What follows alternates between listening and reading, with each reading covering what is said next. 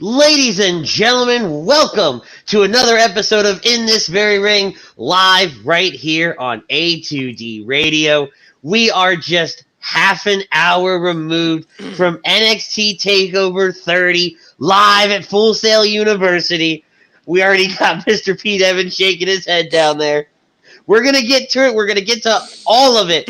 All of it. But first, I got to remind the people at home, we are brought to you by our Dr. Paul Vidal at Specialized Physical Therapy, LLC.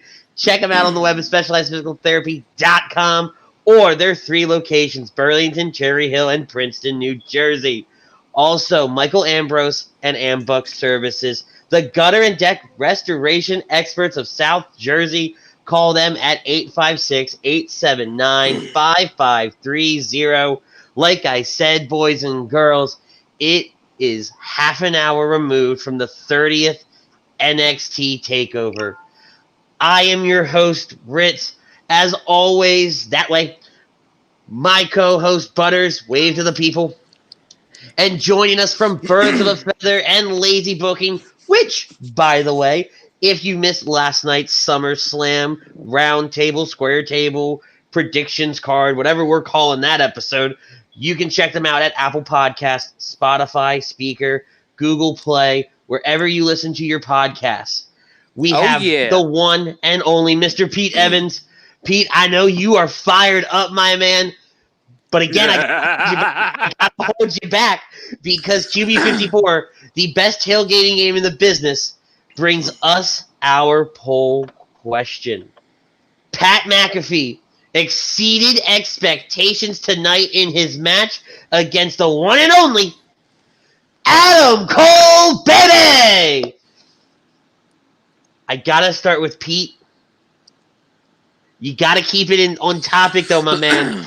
I'm gonna let you have your moment. Okay. But first, you need to tell me, how did Pat McAfee do tonight? Well, I just want to say thank you for giving me the platform tonight. Oh, you're welcome. I'm seeing 2. Bite me. Excuse me. Allergies. I'm seeing double. Sure. I see Butters, a.k.a. Margarine, and I see Rich, a.k.a.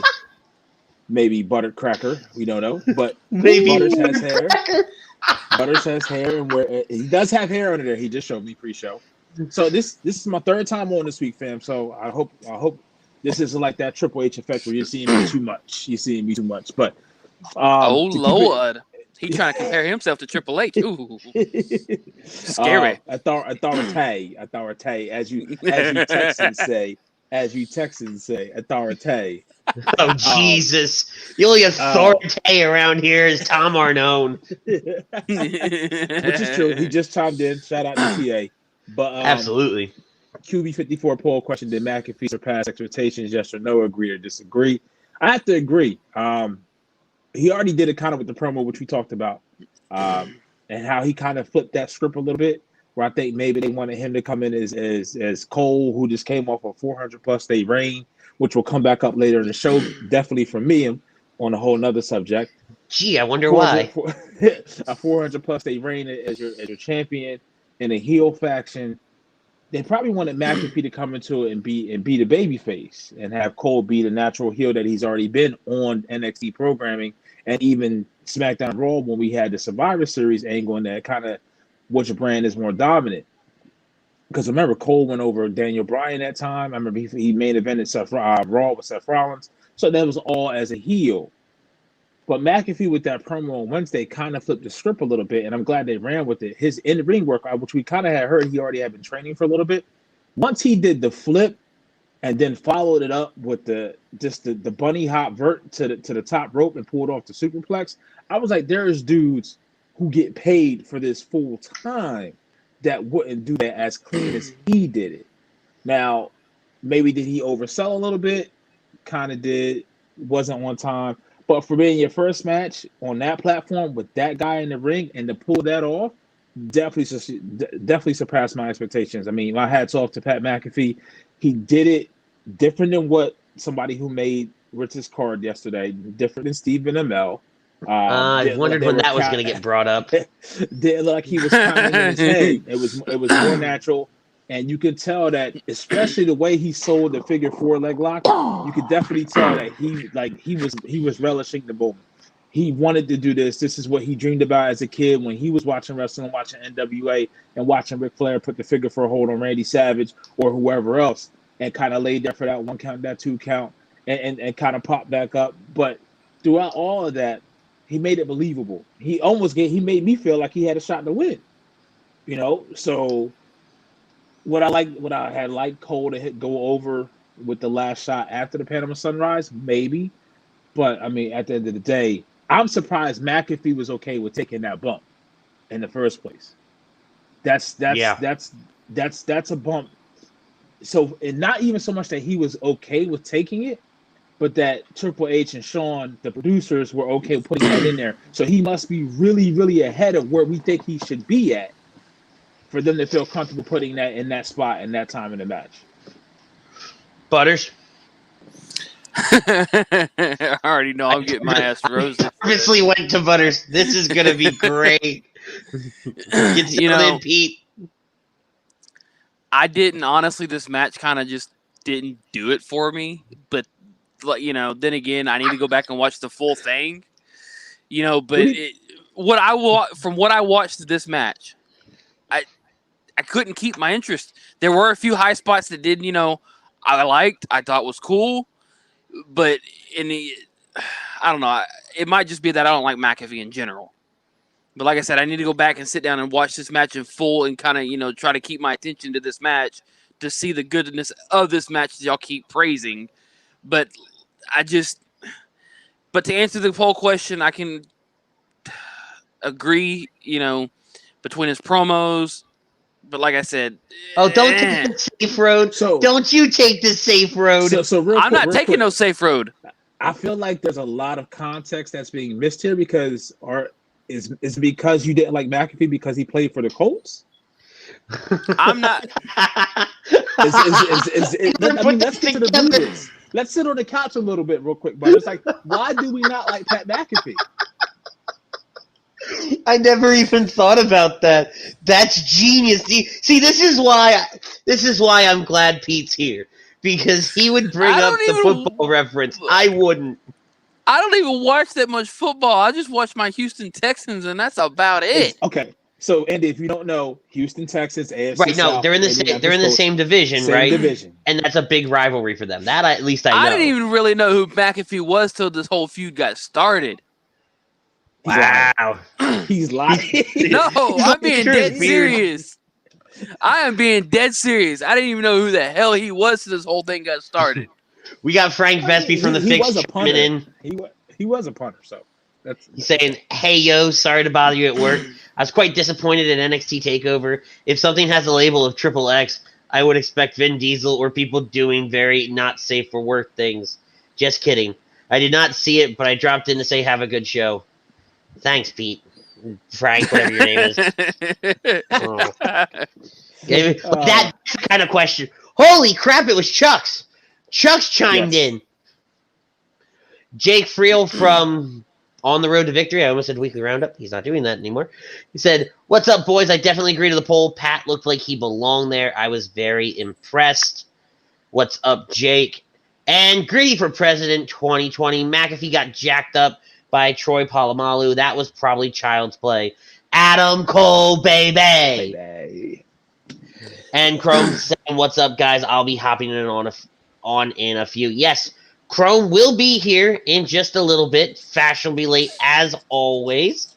Yes. But, so, all right, Butters, first of all, you're stupid. So, from the initial tie-up, right, like, I watched this on my phone. I probably, because I knew I could leave work, but I was like, no, this match is starting. I'm going to sit here. I'm going to watch it, right? So I watched it on my phone, and from that very first tie-up, actually, not even that, right? Back it up. The promo he does before he comes out, that energy, that electricity that he has, and you can feel his excitement. Because not only, right, is he playing the heel, the cocky outsider coming in to the wrestling world and saying, "Oh, this is easy," right? Blah blah blah. But he was just genuinely excited to step into the ring on arguably, right? The takeover before SummerSlam has always been that big moment, that big show for NXT. This was their big show, right? And to be able to walk out there, your very first match, and put on the spectacle that he does there, right? From the first tie-up to the traditional off the ropes. And then Adam, I'm thinking, all right, they're going to go, pretty safe. Tie up, off the ropes, McAfee's going to drop, Adam's going to go over. That whole bit, Adam comes off the ropes and slides instead of letting go and holds on to it, right? From that initial sequence right there, I said, all right, we're in for something good. And Pete, you, me, and Chrome, we were all talking during the match, and when he hits that swanton off the top rope, clears out everybody, right? Yep. When he does the vertical leap up to the turnbuckle, I am cracking up at work because it made me so happy, right? Like, here's somebody, like we talked last night a lot about Ronda Rousey. We talked last night about Stephen Amell. We've talked about all these different people that have come from outside the wrestling world. And some have done really, really well, like Ronda. And again, I'm putting Stephen up there, right? And then others not so well, like Seth Green. I wasn't really expecting Seth Green to actually, do something worthwhile. David Arquette. Yep. You had to bring that hoe up. I brought him up last night, too. Damien saying Pat versus Adam match was better than Kane versus Lesnar. 1,000,000%. 1,005%. Auska saying, what's up? What's going on, Auska? But so Pat McAfee, in the course of, it was a 16-minute match. In 16 minutes, cemented himself as one of the top 5 people to come out of One World, step into the wrestling ring, and really show the effort that this is where he wants to be right now. He wants this to really be a thing. And taking you bring up the Tequila Sunrise, not tequila. I'm an alcoholic. Panama Sunrise. Wow. I know it's on my mind. It was a long day. Somebody wants to get drunk. It was a really long day. Cut me a break. But coming off that Panama City Sunrise, that spot shows the athleticism that McAfee has. We already know Cole's athletic as hell. But it also shows the trust that McAfee has for Cole. Yep. And that the business has for McAfee. Yes. To let that be the finish was perfect. For him to take the spots that he does. And he sold it so well. Yep. He sold everything. Like, you would not think that he was, that he played football once. That he's never been in the ring before. You think, hey, you know what? This guy's been doing this for a little bit. It wasn't perfect by no means. Right. But it was good enough to be up there to go, you know what? That's a match I would tell somebody to watch. Hey, ladies and gentlemen, from Birds of a Feather and Lazy Booking, it's Chrome. What's up, fellas? What's going on, buddy? We are talking about our poll question. Pat McAfee exceeding expectations tonight against Adam Cole. Me and Pete agree, and Butters disagrees. How can you disagree to that? I'm just going to let you go. I've said my piece. Go ahead. I didn't hear Butters' reasoning why, but I don't think I need to because it's just foolish and silly. It's impossible to disagree with this. And honestly, for myself personally, I have pretty high expectations for McAfee because he is an athletic guy, because he does respect the business. I did catch the tail end of your last things you were saying there, and I totally agree. I figured if he ever were to step in a ring, that he would do this very legitimately and seriously, and I think that showed. And it's funny, right? I was texting with my buddies earlier, and I think the point that was made was you can't teach charisma and character. And for all intents and purposes, my buddy didn't get to watch it yet because he's down, with his family down the shore, and he was going to watch it late. He's probably watching it now. Okay. Told him no spoilers, but what I will tell you then is if we're going by character and charisma, and you want to add in everything that goes along with that, he might be the total package in terms of, somebody who has no background in this, right? Like we talk about Ronda, we talk about Brock. Brock did do WWE before MMA, but he was a collegiate wrestler. But when you talk about somebody who's not in any kind of a fight background, to come in, I thought his punches looked convincing. Yes. His kicks looked convincing. He looked better than Shane and Vince. Yeah, listen, I thought he sold pretty well. There's sometimes where he'll learn kind of to continue to sell. Like I thought during the figure 4 spot, or maybe I think it was the figure 4 spot, and there was one other spot where I thought he was kind of like for a second too in the moment, right? Yeah, got out of the moment, got into the moment a little bit, and like forgot to sell, but then he clicked himself back in, like got back into it. But even for the expectations I had for him, I don't think you could really imagine that. Aside from maybe Ronda, in terms of the first time out to shoot, looking like, he's been doing this for a couple years at this point. I think this is right up there in terms of the first time out to shoot and getting to see somebody and be able to work with a world-class athlete like Ronda was able to do with Hunter, and obviously working in a match with Kurt Angle and Stephanie, who, is not the greatest wrestler, but she's been in there before. She does a good enough job, and she's a hell of a character who tells a story in the ring. So, I was very, very happy with this. The highlight of the night for me. And, he was great, man. Really cool. Yeah, if I had one criticism on the match, when they lock up, probably about halfway through, and they both start throwing the punches, and Corey Graves calls it a hockey fight. That's where I was like, all right, you know what? His punches are getting a little sloppy here, but I loved it that they kept that hockey fight bit rolling where Adam pulls the shirt over his head and keeps beating the crap out of him. I was like, all right, this was good. This worked. But, even the spot outside the ring where he did the flip on top of everybody from the top rope, man, that was balls I was out. Not ready for that. It was absolutely perfect. Danny, disagree. Keith, disagree. Just wait. Disagree. Danny, hold on, hang out for a minute, brother. But no, like we were talking about early on, the spots that this man did, it was impressive. It was surprising, and very, very well done by McAfee, by Cole, by everybody involved. And Undisputed Era not coming to ringside. They played the face in this, right? Because William Regal announced no friends at ringside, and McAfee said, screw it. They're still coming down. And they didn't take away from the match. Undisputed Era came out, did the right bit. McAfee took out everybody, and then we didn't see them again. Right? So I think it was literally the greatest storytelling done throughout the entire night. Yeah, I would agree. I forget what I was going to say. Never mind. Go ahead. Okay. So speaking of storytelling through the entire night, let's just rip the Band-Aid off. Before you do that, let me add this about the McAfee thing. I remember my point. Sure. I don't think any of us really expected Adam Cole to lose in this. Although I did hear some people, if you go on social media and groups, people were like, "Oh my God, they're going to have Adam Cole lose to him. Watch this and that."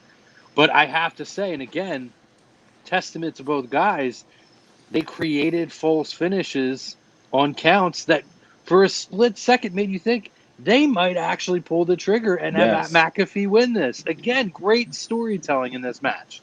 Yeah, Pete alluded to that, and I have to run that point home too, right? Like I'm one that I said there's no way in hell Adam Cole wins, but it wouldn't have surprised me if McAfee went over either to keep this story going, because it is a good story that they're telling, right?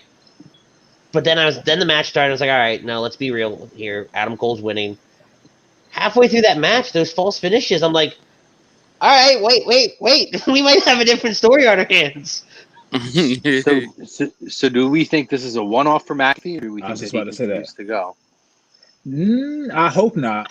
I would think love it's to a see him missed continue to go. opportunity. If you could have had McAfee go over in some form or fashion to have another player come in, somebody else from his entourage come in that wasn't on screen already to cost him a match, so you could run Cole and McAfee again at some point, maybe the next takeover.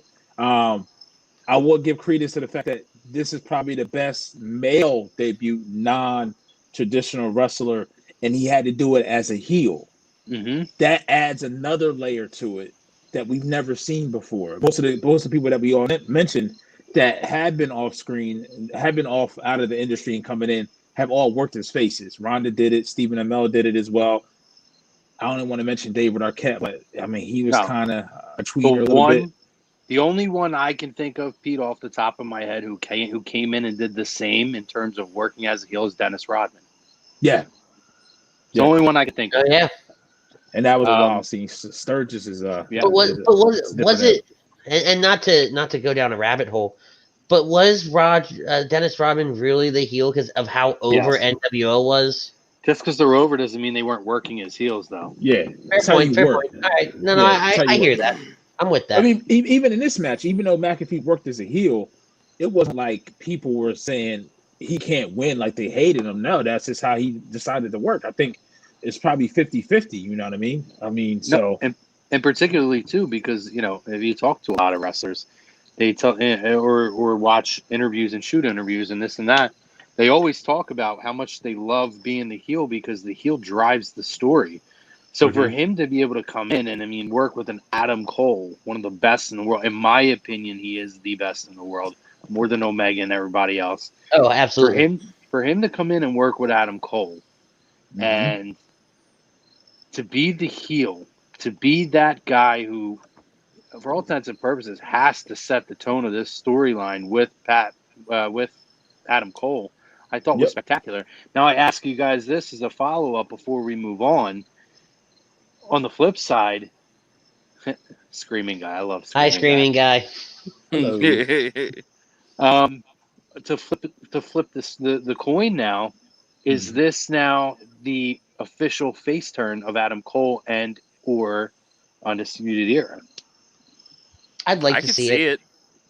I mean, I could see it. Why not? I mean, check them out, see what they could do as a face. I mean, everybody seems to love them, so I mean, why not give it a try?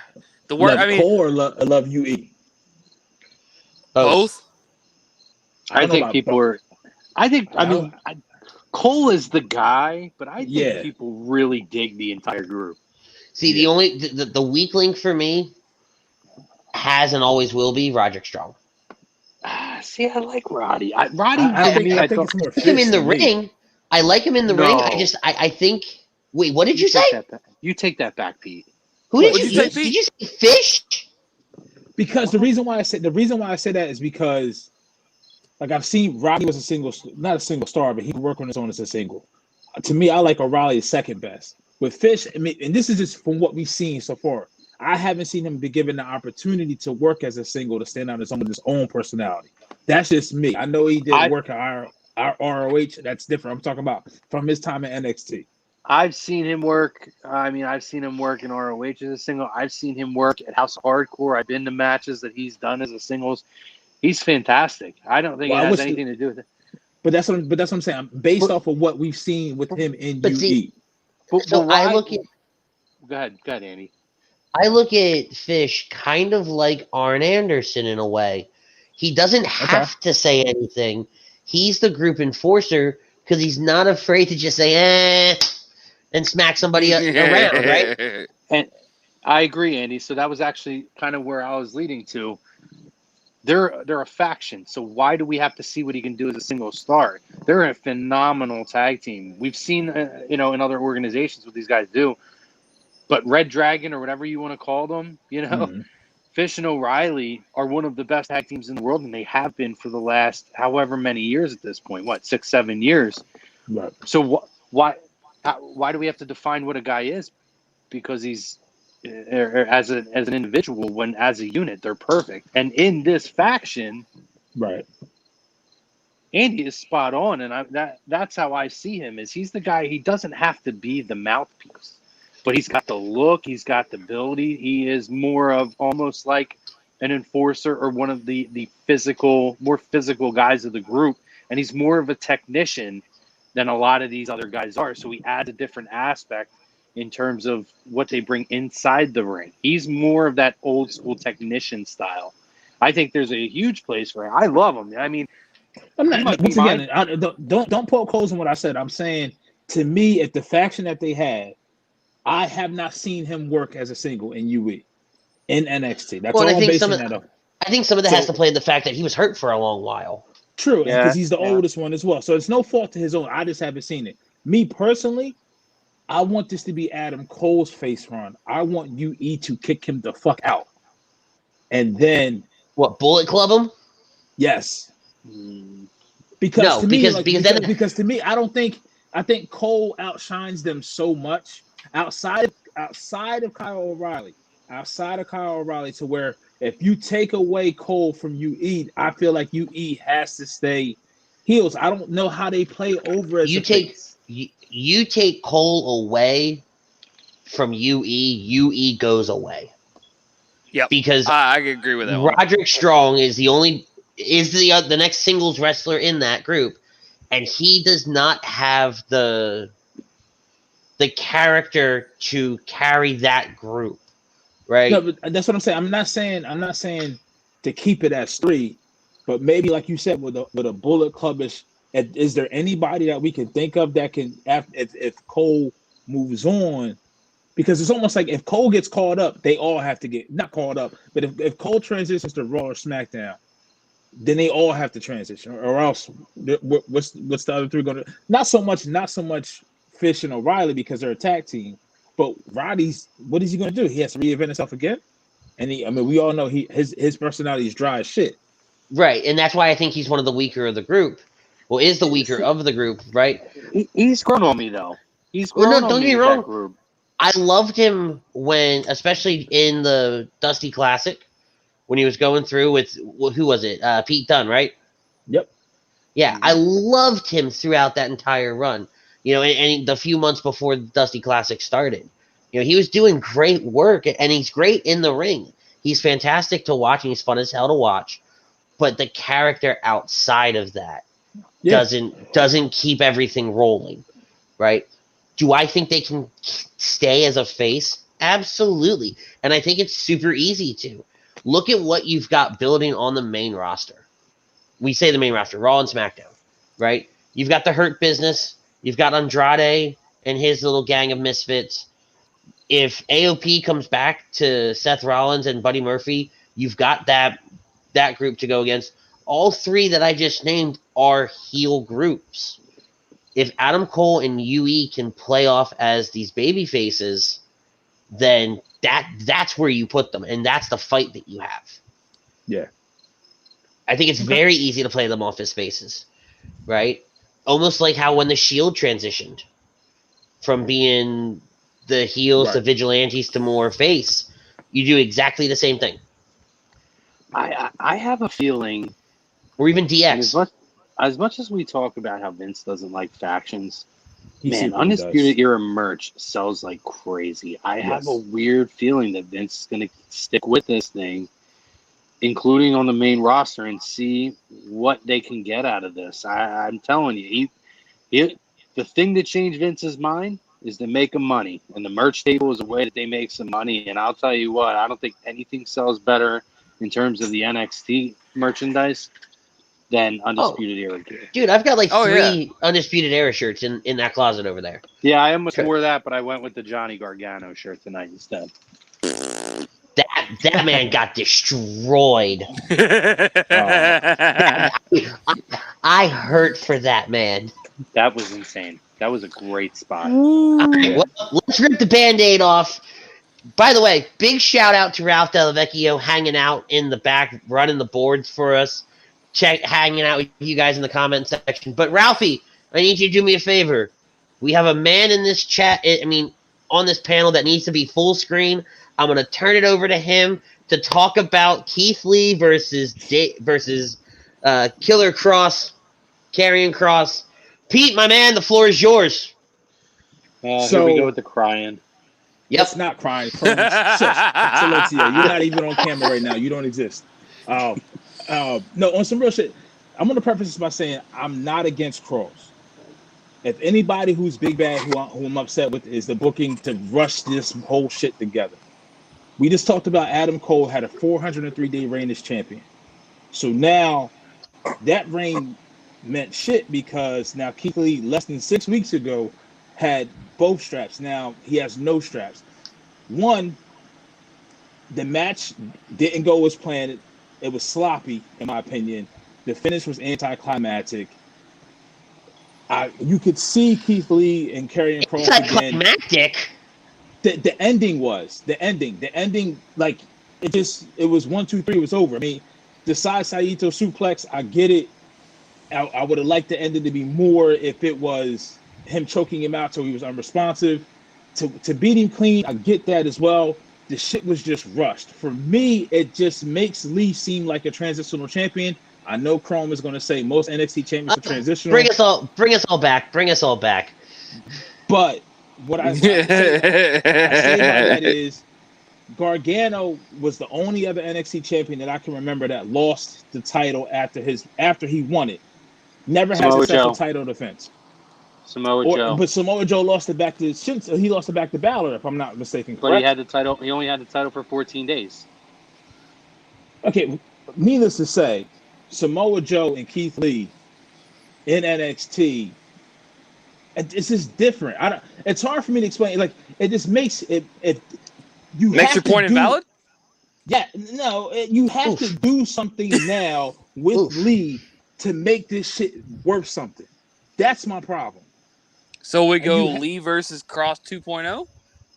I mean, the way you had him lose, and then the build up to the match, like name any time, any place, I'ma whoop that ass, and it felt like he got no offense in to any point outside of the Spirit Bomb. We see the side suplex. The camera angle on the finish was kind of poor because it looks like the ref was out of position. We didn't even really see the 3 count. Nevertheless. And what most people may disagree with me with is I just don't. We've seen Keith Lee now for how long has he been at NXT? Almost 2 years. Almost 2 years. Yeah. How many 4 to 5 star matches has he had with different people? Oh, absolutely. Tons. Was this match a 4 or 5 star match? No. So, with that being said, I feel like WWE and the powers that be have brought into Kross the character, but not Kross isn't the worker yet as Keith is in this match. From my perspective. Well, but look at the matches that Kross has had. It's been even against Tommaso Ciampa, who comes back on Wednesday, by the way. It's been squashes. This is the first one where they've really challenged Kross to see what he can do, right? You want to talk about transitional champions and things like that. Keith Lee held the title for 52 days. Okay? 52. Right? Guys like Sami Zayn only held it for 62. Samoa Joe, we talked about 14. Nakamura, 56 when he won it in Japan. Johnny Gargano, stop right there. Johnny Gargano, 57.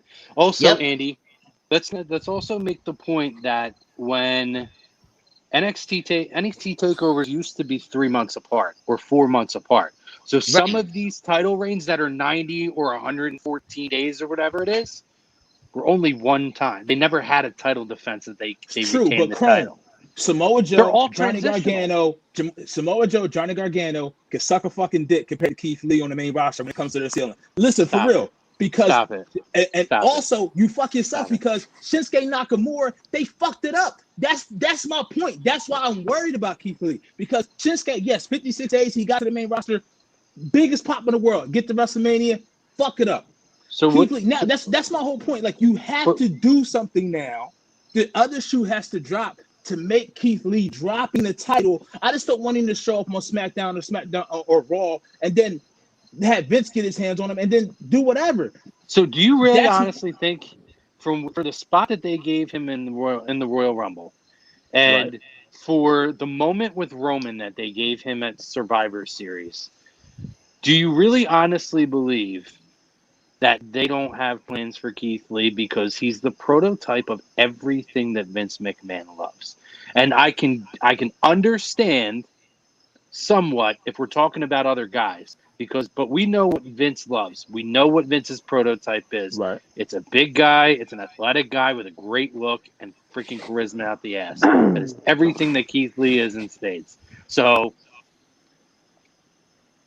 we know Keith Lee's not staying in NXT forever, Pete. So to say, I I'm get that. worried about what they're going to do when they get to the Because what do we want him to stay in NXT forever?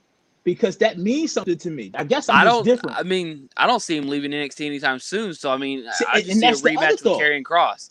I literally see a rematch with Karrion Kross. I mean, So- they can play hot potato with a title for all we know.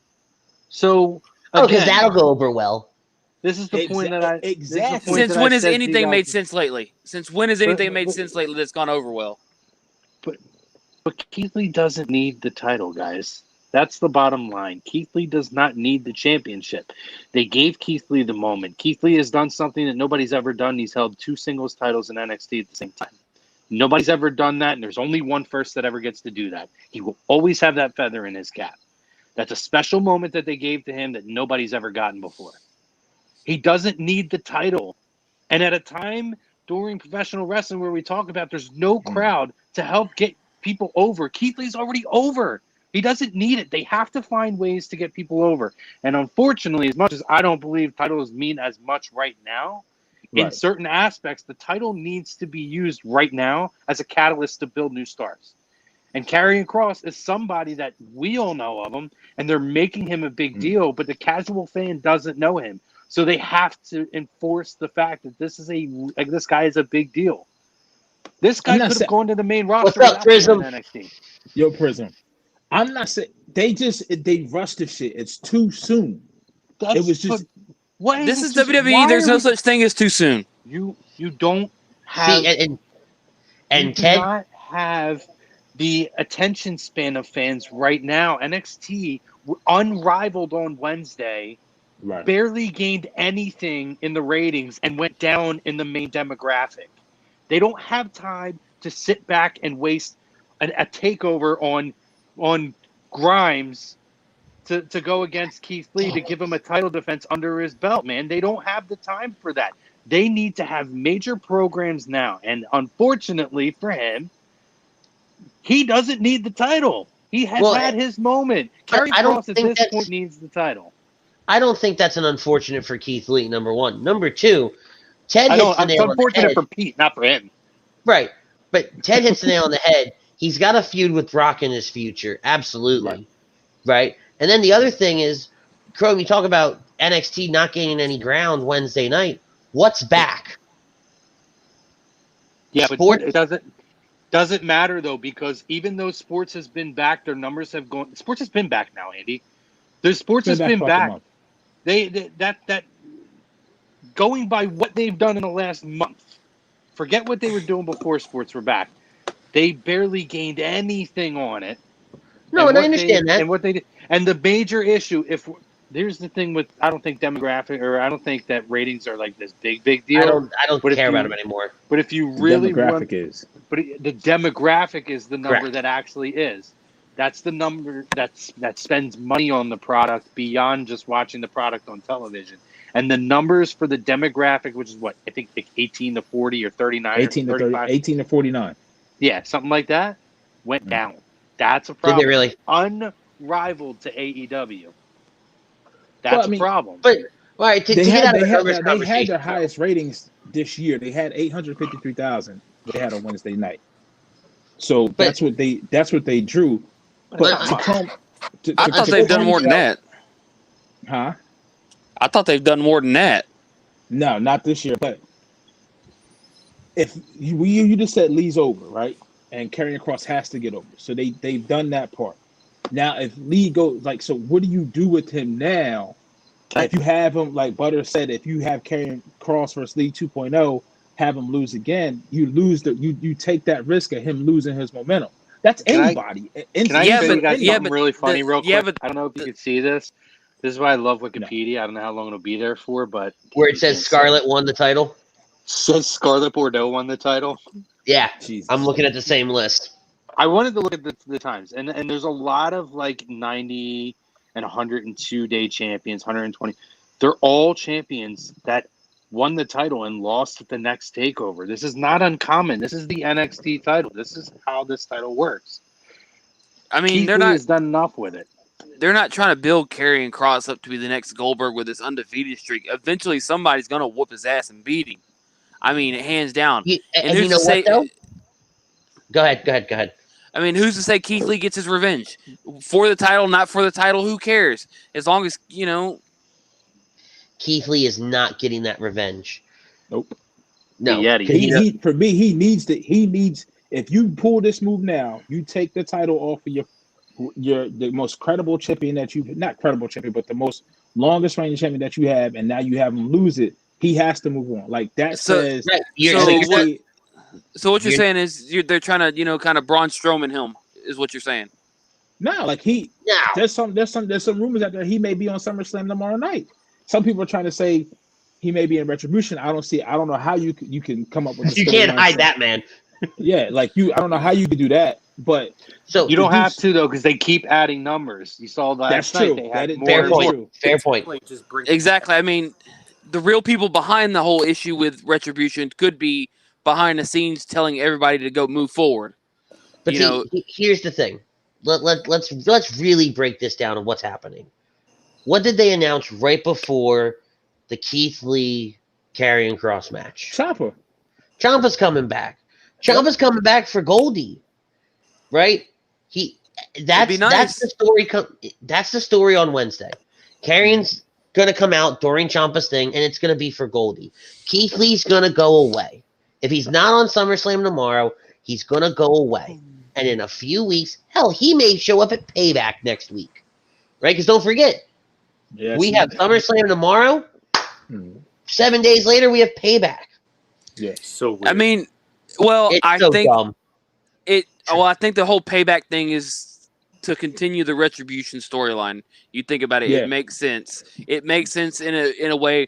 They don't want to drag out Retribution too long and everybody get bored with it. So you can go, well, Retribution's attacking. We want our Payback at Payback.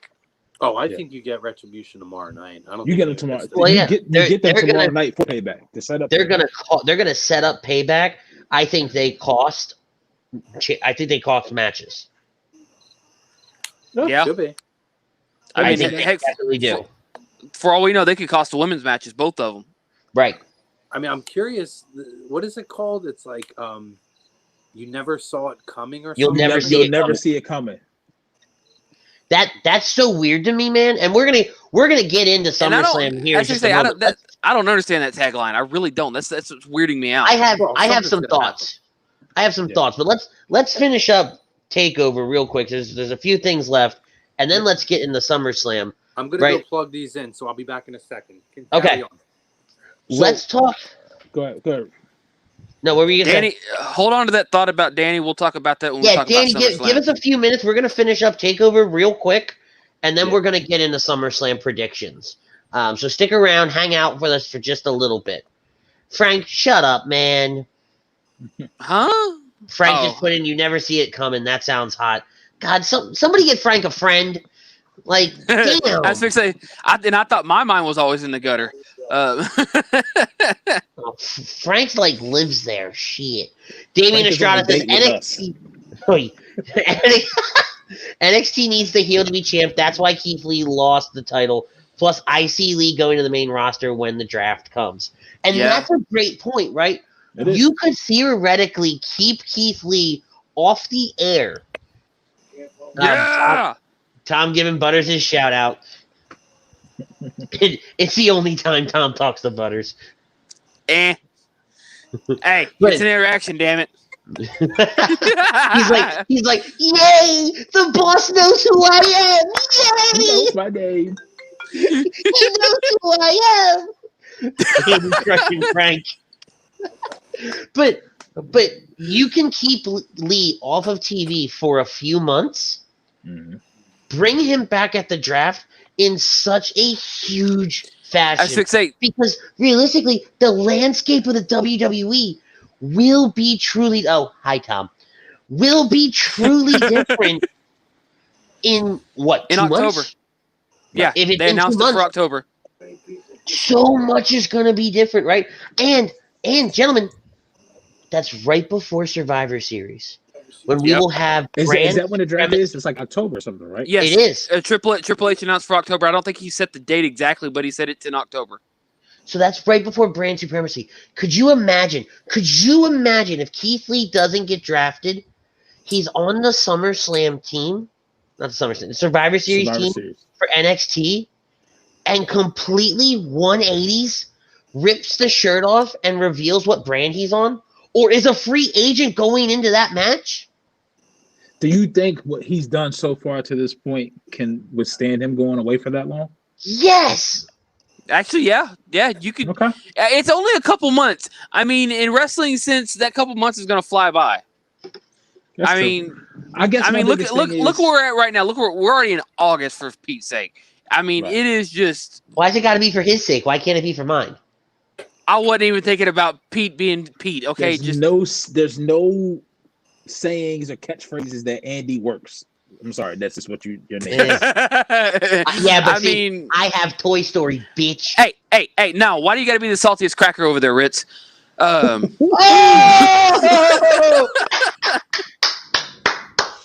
I'm about it. But no, in reality though, right? In all reality, Keith Lee can go away. NXT's been built on, they're not on every week. They disappear. They go away. Look at somebody like Velveteen Dream, right? I know it's not the best example, but even Finn Balor. Finn Balor's able to go away, come back. I say that was a good one to go with next. I want him. Oh, fuck yeah! Yes. Wait, repeat that again. I didn't hear that. I want Cross and Finn. Oh yeah, big time. You got the Mage, you got Scarlet, you got Finn. The Demon's back there somewhere. 100%. That would be that'd be a hell of a match. Cross versus the Demon. Bring it. Yep. Right. So they can do so much with Cross now, but Keith Lee going away would be perfect. It'd be perfect for him. It'd be perfect for the build up, right? Especially if word gets out that Keith Lee's a free agent going into the draft, right? He's not staying with NXT. We know he's going to be a free agent. Yep. And build into that to where they hold that out, almost like The Rock did for Are you really eating a Mickey Mouse ice cream bar? What are you, 5? Hey, the left ear first. Why the Mickey Mouse ice cream bar? Why can't it be a WWE ice cream bar? This is a wrestling show, sir, not a Disney show. Yeah, but you've got Mr. Disney 365. Thank you, Ralph. You got Disney 365 down here. So anyway, let's talk about that ladder match for the NXT North American Championship, where Mr. Dola's aboard, Damian Priest. The wrong person won, absolutely. Bronson Reed, Cameron Grimes, Johnny Gargano, and Velveteen Dream. Well, we all knew Velveteen wasn't getting it. You don't know, man. Dude, there was a spot in that match where he was up there, and I don't know if it was a botch or he was on the wrong ladder or what, but he's like right there, and even the commentator said, "You're like, turn around." I think that had to have been a botch from it. There's no way realistically you could do that and get away with it without it being that obvious. Bronson Reed or Cameron Grimes should have won that match. Yes. Yep. Reed looked fantastic. Has there ever been a more vanilla ice cream bar? You're just jealous, bro. I really am. Like he doesn't have the ice cream. They chose the most vanilla guy to win this match. Probably the most vanilla since Baron Corbin NXT version. That's who he looks like. I mean, maybe maybe this is his time to try to build himself up and show what he can do with a title. If he can't do it, then he's out. He couldn't build himself up without a title. Yeah, like I don't like his music sucks. Obviously, somebody in the back sees something in him. But see that I'm glad you said that because we talked about brought up with Keith Lee and the prototypical big man size. Now he hasn't shown his charisma somewhat, but he has the look. He has the look, that deep voice, that suave hair. But these guys, like I think in real life, he's like 38 or 39. He's like my age, so he's now getting late in age-wise to this game, but getting his fresh opportunity. I just feel Cameron Grimes could have did more with the North American title, and Bronson Reed. I mean, anybody who's going to wear a singlet at that size anyway. But then to put vertical Bam Bam. That's it, Andy. That's it. Come on, next week on the show, you need to wear a singlet. Fuck no. I'll never watch your show again. No. I'll never appear on it. I'll never watch it. It's dead to me. Thanks, guys. Tell me how you really feel. That show get canceled faster than main event. Ouch. Jesus. But I feel like they had to call an audible though. Like I feel like this was set up for Loomis to win, and when Loomis got hurt, they kind of But why call the audible and put it on a blank slate? Transitional champion. Was that the theme of tonight? I said, was that the theme of tonight? Yes. Transitions. I'm just poking Pete. That's all I'm doing. I'm sitting here poking. There's I'm no cool such now. thing as a transitional champion in NXT. I'm cool now. There's no such thing as a transitional. No, champion. I completely agree. I was just trying to get a rise out of Pete. That's all I was doing. Saying that to Pete. Pete, there's no such thing as a transitional champion in NXT. It's just a game of hot potato. That's all it is. Yeah. But whoever's hot at the time. Can we talk about Bronson Reed killing Johnny Gargano? Oh, Candice LeRae from the back. I got to go back and watch that match. I caught the tail end of it. You missed a good one. I was busy working, and Andy messages me. He's like, "Are you watching this?" I'm like, "Oh crap, it's on! Turn it on!" And I catch the tail end. And I was like, "Yay!" But that spot from the top, the spot where the splash, the spot that Chrome was talking about with Gargano, I wouldn't call it a botch. I think it was just a weird positioning where he drops Cameron Grimes on that ladder. Well, he was supposed to powerbomb him onto the ladder. On the ladder, but the ladder shifted. Side of it. Was it the ladder shifted, or was it that Johnny had too much momentum in that flip? Well, so he came off of one ladder. Right. So I think in doing that, it's really hard to position the person to come. He would have had to literally do a full swing around this way and then hook him back. And I mean, it's nearly impossible to do that. And they weren't able to totally straighten it out. It was a cool spot, but it was brutal looking. Risky spot. I thought it was too many for that area that they had. It was just too many ladders. Yes. There was a lot of. I think Velveteen would throw a ladder out, and it was I want to say if you're watching, it was on the left side of the screen, and he threw it against the plexiglass, and Damian Priest is standing right there. Well, how about the point where they both threw the ladders at each other? Yeah, one hits Priest right in the jaw. Yeah, and Priest is like, "Nah." I was going to say, you talk about this spot with Gargano. I mean, this is the second week in a row that Gargano's had a close call. Yeah, well, after the second time this week, Wednesday. Yeah, they actually said they had to stop the tapings for that. I think, did they? Yeah, they stopped it to check on him. But this is twice now within a week that he's had to, damn near kill himself. I guess you'd say. I will say, I thought Damian Priest was gonna when he did the run up the ladder. I was like, this is not gonna end well, and it almost didn't. They used the wrong ladder for that spot. Yeah. It was too long of a ladder. I don't know, but when you're Johnny Gargano, you have to do shit like that. When you're that small, that's all you have. They have Velveteen Dream right at the top of the ladder, and he's reaching for the title. It's we talked about this, face, right? And then he gets to the next ladder and he's steps lower. down to the lower ladder, then he has to reach further. I'm like, what is going on here? This is the dumbest thing ever. That's Vince like, he is not touching the title. Don't, whatever you do, he is not winning. I should He cannot take that. I mean, we all know if he'd have touched that title and not grabbed it, it had made the mysticism go away completely. It had done it for a lot of fans. They would, they'd have been done at that point. Because if he did not, grab the title and pulled it off and get in trouble later, then, What do you guys think of the Candice LeRae element in this match? Pointless. The best part What about else her is in new? the match was when she bounced off of Bronson Reed after. Yeah, That like, was that- funny as hell. I mean, that addition alone made it cool, but other than that, like we don't need it.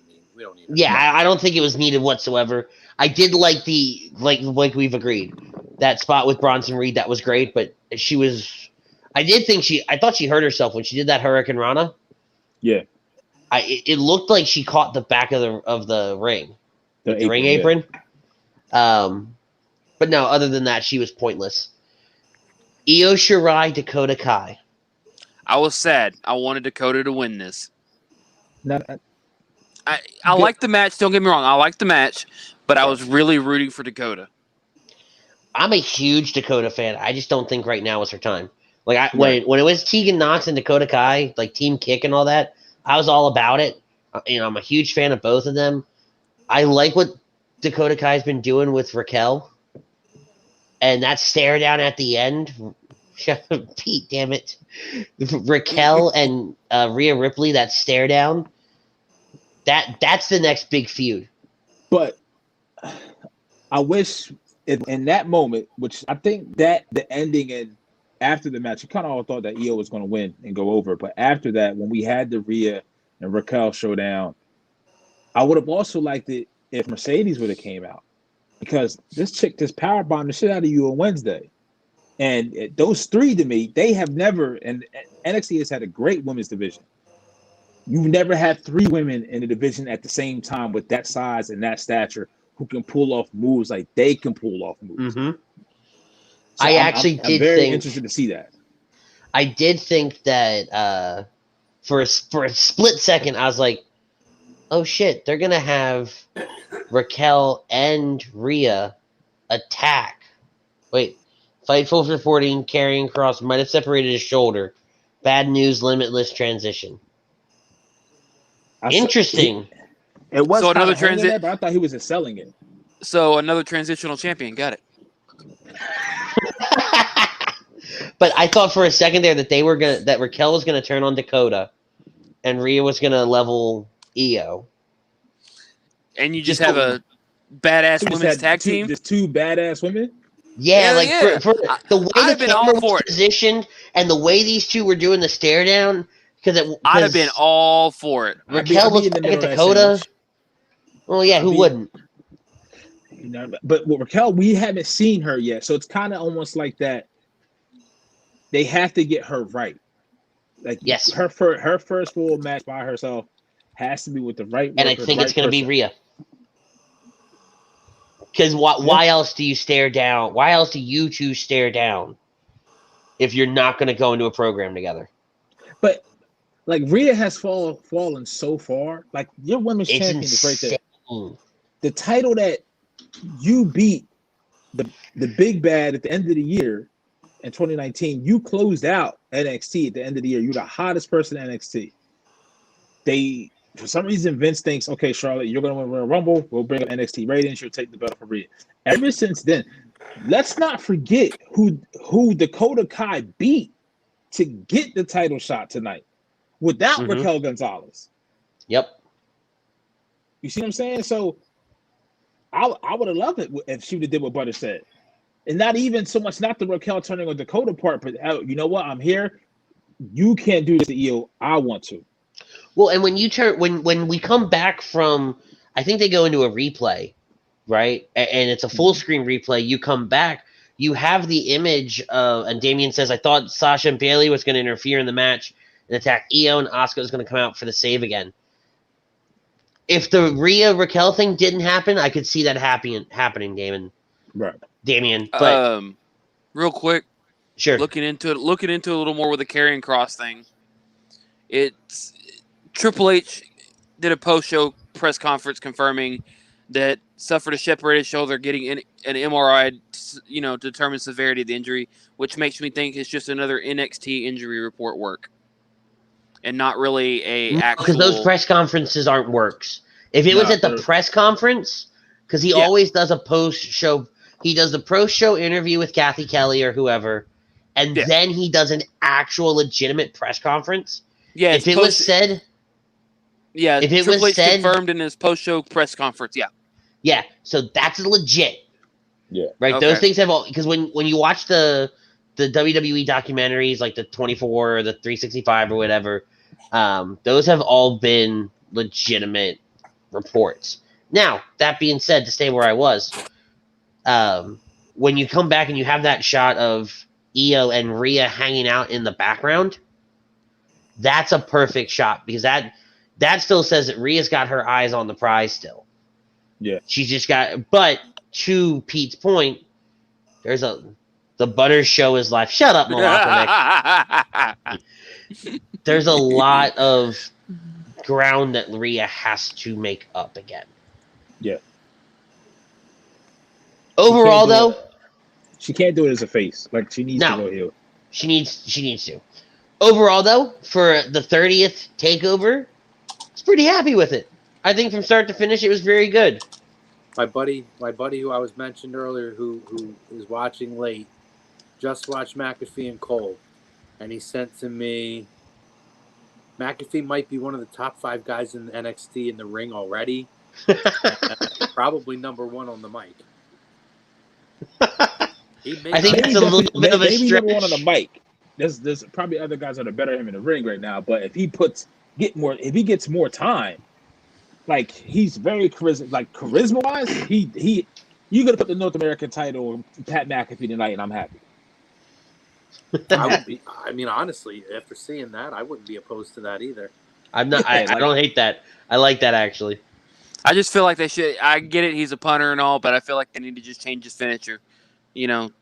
Why? His leg is legit. Yeah, but Randy's doing the punt right now. Come on. It's not a punt to the head, you putz. He kicked him in the midsection. I could have sworn that was a punt to the head. The cheap shot was a punt to the head, but in the ring when he backed up and actually did the punting steps, that was like to the torso. Yeah, Butters. Okay. Butters, think it's time to get a thicker set of glasses there, buddy. No, it is time to get new glasses for me. It truly is. They're about 2 years out of date. Malakovic says, can't comment on McAfee, though, yet. Was watching the Phillies debacle in the UFC. Why? Greg, what I'll tell you, Greg, you will not be disappointed with Pat McAfee. No. Absolutely not. And I'm not put it like saying this. his personality. It was great. Pat McAfee will not disappoint you like outside of the Flyers, Philadelphia sports is right now. It's bad. Yeesh. And just real quick, because I see Damien brings it up in the comments. Sorry to change the subject. I don't care about what he said. Damien says, sorry to change the subject, but since y'all mentioned Damien Priest, can someone please tell me where the fuck the jacuzzi came from and why isn't Raw Underground using it? You want to talk about a stupid bullshit post. First off, he has a not post segment. He's got a vehicle that looks like something out of Transformers. It's a Hummer. Number one. I knew what it was, but like from the front, I was like, that's Ironhide. Transformers is literally on the TV to my left. Yes! And then he gets in a jacuzzi with like 2 women, and that's the same. What? Yeah. Anyway, overall, NXT TakeOver was a great show. I think start to finish. I enjoyed it. I thought this might have been. I'm not going to say it was bad. But It wasn't the best TakeOver by far. I don't think there's ever been a bad TakeOver, but this might be the worst TakeOver I've ever watched. Yeah.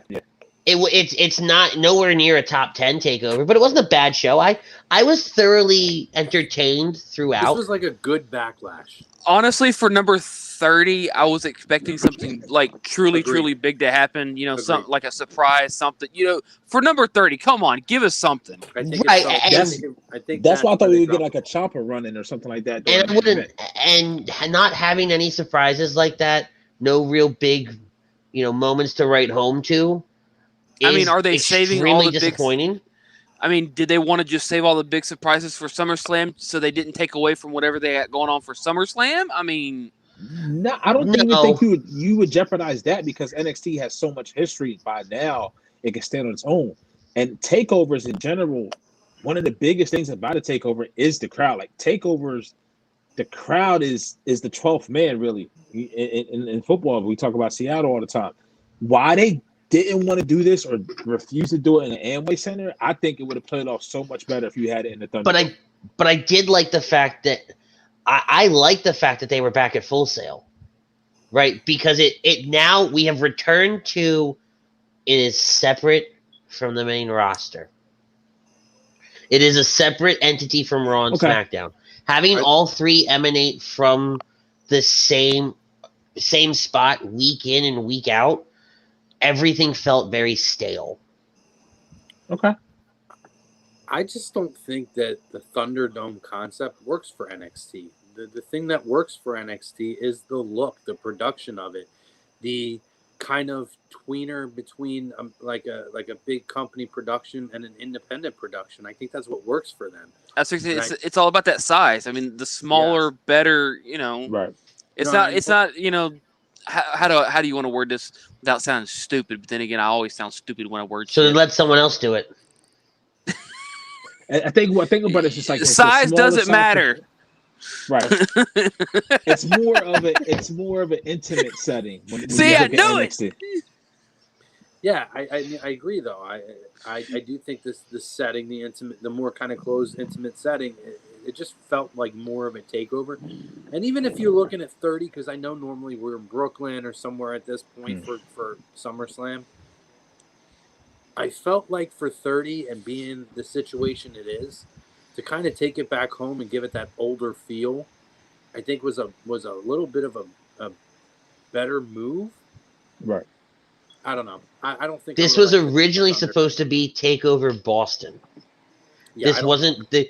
right. They didn't bring up the fact that it was a 30th takeover until they moved it back to Full Sail. Right. So I don't think it was ever truly planned to be a 30th thing.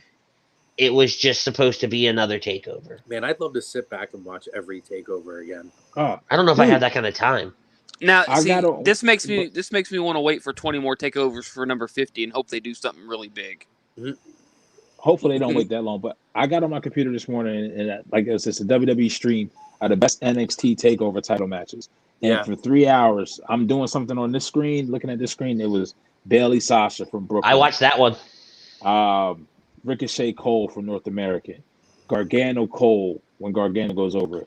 Ciampa Gargano where both of them are out and then Ciampa just falls off the platform and lands on his feet. Was Andrade Cole. Andrade was on there too. Andrade Gargano from Philly. Yeah, that was on there. Even more than like, I know people talk about Sasha and Bailey. I gotta say, the match that I actually really looked at women's wise, it's before that. I have to look up which takeover, but it was Sasha, Bailey, Charlotte, and Becky in a 4-way match. I know which one you're talking about. Hold on, That's I'll find takeover. it. That's takeover from February 2015. That's when Sasha went over. I think Sasha won that match. Yeah, I dude. think it was January or February 2015. I don't know. Maybe it's just me, but to me, to this day, I mean, if you would have put that in Brooklyn, it would have had the same effect as just Sasha and Bailey. To me, in ring wise, that's the best. It was NXT Rival. That's the best women's title match to me in the history of NXT. But it's a tough one to top. They still haven't topped it yet. Yeah. No. So I didn't like this takeover though. I'll be honest with you. McAfee and Cole saves this. I think the right guy went over, but you're right. It wasn't a great match, and it doesn't matter. I mean, listen, we've seen guys work with other guys, and sometimes they just don't have the right chemistry, and they're both great workers and can put on great matches with other people. I've seen Karrion Kross have amazing matches with people. Mm-hmm. Yep. Sometimes you just don't mesh. Sometimes you just have off nights. Maybe it's that. I'm sure we're going to see because I imagine there's going to be a rematch at some point. But I would give this TakeOver 6 out of 10. Nope. I'm thinking more like a 5. 5. Give it a 5. Yeah. I don't think I've ever seen a TakeOver that I wouldn't give a 7 to. That's how low I felt about this. And I think, but my 5's more as I was entertained. Like normally when I watch TakeOver, even when I watch SummerSlam, right, I'm always doing something else. So 5.5. Huh? I said 5.5 because you're I mean, the way you're sounding, you're leaning close to that 6, but you don't want to say 5. No. I'm more a 5, but I'm more of a 5 in the sense of it kept my attention. Okay. There was enough happening that and to where I wasn't like, all right, I'm going to sit here and play Candy Crush, or I'm going to sit here and do something else, right? Because I have a short attention span. I do. Unless I'm talking like this, if I'm watching something, it doesn't matter what I could be watching, right? I always have to be doing something else. So it really doesn't matter what you're watching? It doesn't matter what I'm watching because I'm still technically doing something else. Glad you caught the lie. Oh, that is a scary thought. That is a scary thought. All right, gentlemen, let's get to why we are here. Other than NXT TakeOver, it is SummerSlam weekend. What? Of course, Butters is so out of the loop. It's so scary. It is SummerSlam weekend. SummerSlam emanates live tomorrow from the WWE Thunderdome. We have 8 matches on the card. We're going to run through them, give our predictions. Speaking of predictions, wait a minute. The Universal Predictions Ballot is live right now. Check it out on the In This Very Ring show page. Winner joins us right here next week to talk about SummerSlam.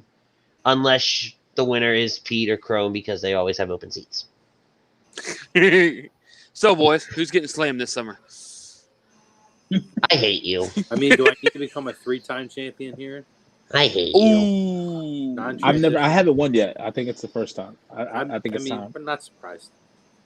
Oh, ow! Ow! Listen, you kidless Heath Slater, you. Somebody did tag me in an Instagram picture, and we're like, "Is this you?" And it was Heath Slater driving a boat.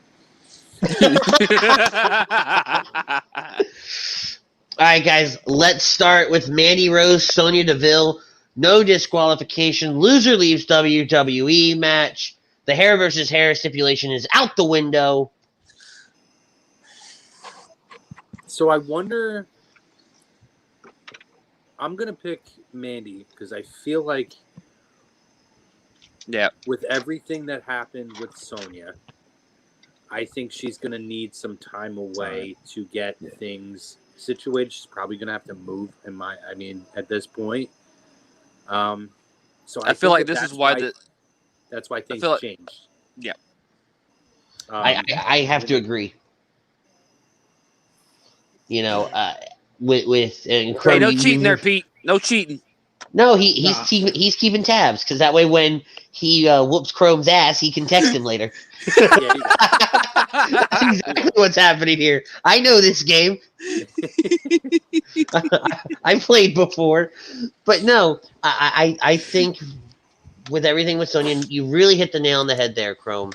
There was an article earlier today that somebody else is leaving WWE after SummerSlam. I didn't click on the article, unfortunately, so I don't know if it was confirming Sonya leaving.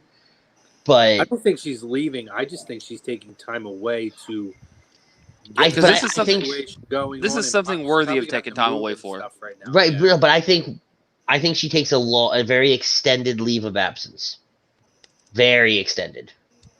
Because I think she's going to need to move. She's going to need to get things squared away mentally. I think this is mentally jarring with her. and kind of go quiet for a while and let all of this kind of go away. It'll never really go away, but go away in a sense. Yeah. Because, I mean, something like that's just going to stick with you honestly, that'll stick with you for life, honestly. Oh, yeah. Because you're going to be living in that. I mean, I don't think Sonya will, but, most people, they'd be living in that fear of, is it going to happen to me again? For sure. Dominic Mysterio versus Seth Rollins in a street fight. This will be Dominic's first WWE match 18 years later from his father's first WWE match. Good, Pete. Well, I have Mandy in the first match. This match,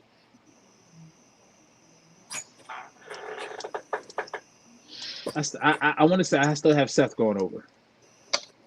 Okay. Yeah. Why? I mean, his dad lost in the first match at SummerSlam, so might as well keep the tradition going. Yeah, why not? Right? Let's make it a family thing. And I'm telling you, I think Dominic now, what we see McAfee do tonight, that match, the production of that match may change to where Dominic now may take on some bigger spots. Oh yeah, absolutely. Oh, hey, Gabe. Oh, hey, it's a little person. He wants to say hi. Hi, buddy. He's tuckered out. He's ready to go to sleep. I love you. Sorry, guys. It's okay. Got to be I mean, to keep with, I mean, if Andy, if you want to say, it needs to keep with family tradition, does that mean, later on down the line when Dominic has a kid, we can see another storyline like Eddie and Ray, parental. I can't say the damn word. God, you suck at life today. You are really bad. Just say Maury Povich and everybody know what you're talking about. There we go. Pete, Have I another think you Maury need to Povich come on moment. like every week and be the voice for Butters. Butters translator. Yeah. Yeah. So, we'll just call you Toast? Call me country. Call me country crop. I can't believe it's not Butters. That's your tag team name. That's your tag team name. That's it. Settle. Oh my God, I can see it now. I'm booking it. I'm booking it for WrestleMania weekend. On one side, we have I can't believe it's not Butters. And on the other side, it's going to be the Ginger Gang. And I'm going to be the special referee. We'll have Ralph as a timekeeper. We'll bring Brodo in. We'll bring Brian in for the introductions. And Frank will do all the video packages. There it is. And then we're going to pay Greg and Tom to call the thing. I'm in. God. All right, so, Butters, who do you have? Dominic or Seth? Dominic. I mean, first match, I get it. Yeah, he could possibly lose, but I mean, I'm just going to be behind Dominic all the way. I'm not a big fan of this Seth Rollins right now, or at least this version, anyways. So I'm kind of hoping Dominic whoops his ass. Chrome, you feel like telling Butters he's stupid? No. You look like you want to. It's still real to him. It's okay, little guy. Oh, you're special. No, listen. I mean, it's Seth Rollins. I think Dominic will have a good showing here. I think Dominic's earned a lot of respect in this program, but there's no way Seth Rollins loses here. See, and I gotta go Dominic. I even though I gave Butters you win the ballot. This. Well, but I don't. At this point, because of how I've changed it, I don't do the ballot anymore. Period. I can't be on my own show. Right? But I think because Seth beat Ray in the eye for an eye match, even though I don't ever want to think about that match ever again, I think Dominic's going to get the vengeance over. About when he had the Pokeball in his hand? Yeah. Hey, I'm impressed you know what a Pokeball is. Mm-hmm.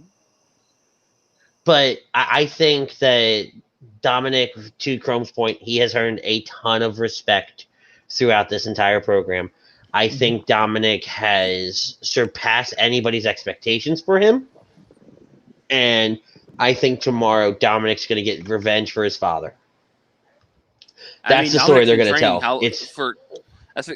Dominic's been training for quite a while, so I mean, it wouldn't surprise me if he goes over that well. Oh, me neither. But it is going to be the revenge for Daddy.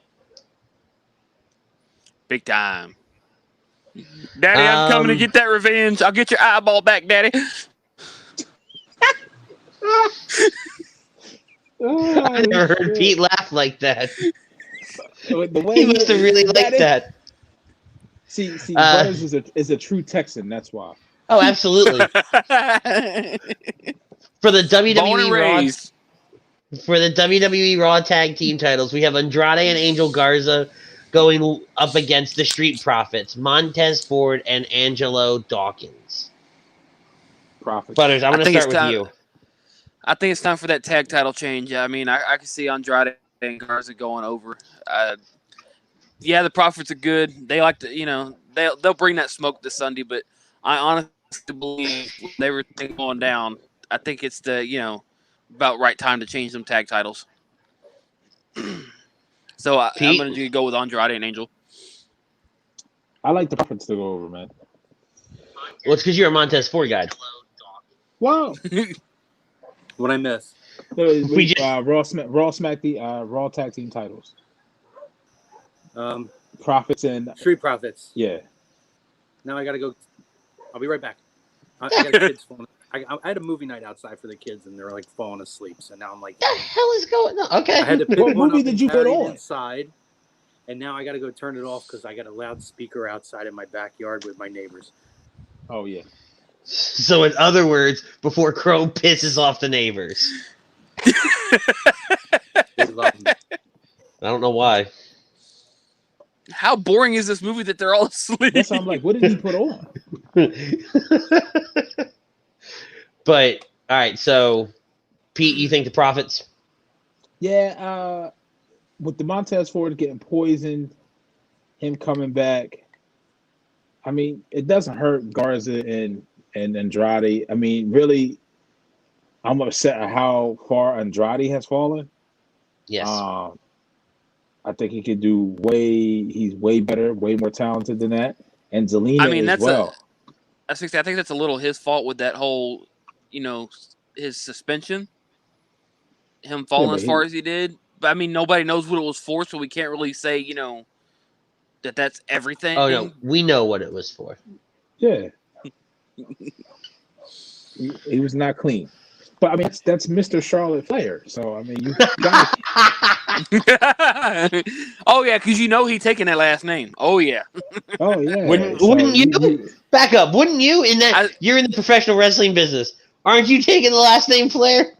I'm taking Flair, bitch. Fuck Flair. You know what? Give me the real government. Bitch. I was say, I'll take it. I would not hesitate.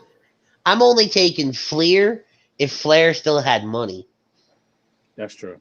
That man's been divorced so many times. He owes money.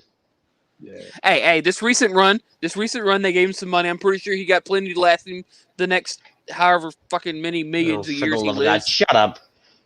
Did I miss anything? Not really. No. Okay. No, just more butter stupidity.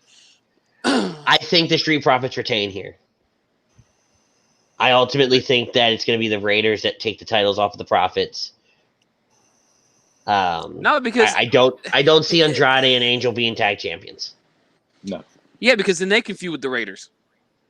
Yeah, absolutely. Well, the Raiders are doing the Raw Underground thing, so that'll be a while.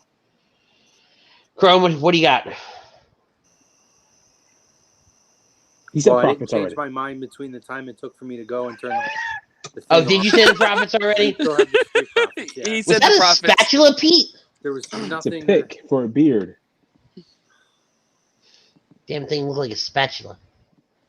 Hey, man, just because you can't grow a beard doesn't. I mean, Bitch, I get mine cleaned up. This is clean and beautiful. That looks like Hogan. Okay, all right, we'll play. Shut up, Ralph! Ralph, you don't know what a shower looks like. Ooh, shit. Ooh. Ralph got rubber ducky still. Yes, it comes back. Oh shit. MVP versus Apollo Crews for the United States title. Apollo Crews. I'll be right back. He's got to throw another kid inside the house. I see Crow just walking over there picking kids up. Bar throwing all these kids in the house. I'm surprised we haven't seen a kid go flying across the screen yet. Frank says, not sure if you touched on Dominic match yet. Do you guys think there'll be a spot related to the famous custody match 15 years earlier? Possibly. Knowing WWE, not. I wouldn't put it past them. I hope not. Wouldn't put it. What are we gonna get? A big graphic on the screen with Eddie saying, "Who's your daddy?" Wow, Ooh. Butters. Wow, Oof. Butters. Wow. Eesh. Ah, I'm your poppy. Ow. That boy Poppy. I think Apollo Crews keeps his title, though. I do too. I agree. Yeah. Apollo's doing really good with this, so I got to keep it in on Apollo. And that belt, that new belt is sexy, boy. I love that new strap. I love that new belt. Do you want to do Sasha Auska or Bailey Auska? Which one? So Bailey Auska's first, right? Yes. I think so, yes. All right, Yes, Bailey Auska is opening SummerSlam. I think that's actually opening SummerSlam is Bailey Auska, Bailey. if I understood it correctly. Okay. So you think Bailey's So we going to can- win? Yeah. Nah, I feel like Asuka's going to take that one. She's not winning both. Asuka's beating that ass. I was going to say, I think Asuka's taking both. I mean, honestly, if we're on the women's title matches, screw it. Let's do both at the same time. After Friday night and the Beat the Clock challenge, the random Beat the Clock challenge with Naomi, Asuka is whooping that ass. And she's going to take that ass with her. And Sasha's going to be like, I was able to keep my title. Why couldn't you? But that means Sasha's working the split as the heel, where we probably all want Bailey to still be the heel. Right, but Yeah, but WWE never gives us what we want with this, so... I mean, she don't have to work the heel that way. She could still just mention the fact that she was able to keep the title and Bailey wasn't, without actually being the heel in that situation. All right, so come back around to me. Who's ready to pick a winner? So you said Asuka, right, Butters? Yeah. Why do both we ways. just see Chrome's forehead? Because I think he's either texting or he's thinking of what to say.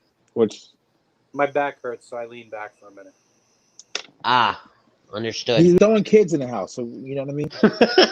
Brodo says the Phillies suck. We know Was it that bad? Hold on. Let me ask. Was it that bad? this week of Phillies baseball has extremely sucked ass. All right. That's all I need to know. That's as much sports talk as you're going to get on this show. Chrome, who do you got? It's tough. I got kind of thrown for a loop this week. You know, there's a lot of me that feels like I could see Asuka taking both of these. But another part of me that says, well, no. It's a way that you can have Asuka be a champion, get retribution, enhance the storyline, the breakup of Bailey and Sasha, and have one of them chase the other for the title. Right. I'm just trying. I don't know which one retains. I'm gonna go with. Bailey retains and Asuka defeats Sasha. More to your point, Chrome, I mean, you could almost have Sasha retain, and since both of them are the tag champs, you could still have Bailey go after Sasha on Raw.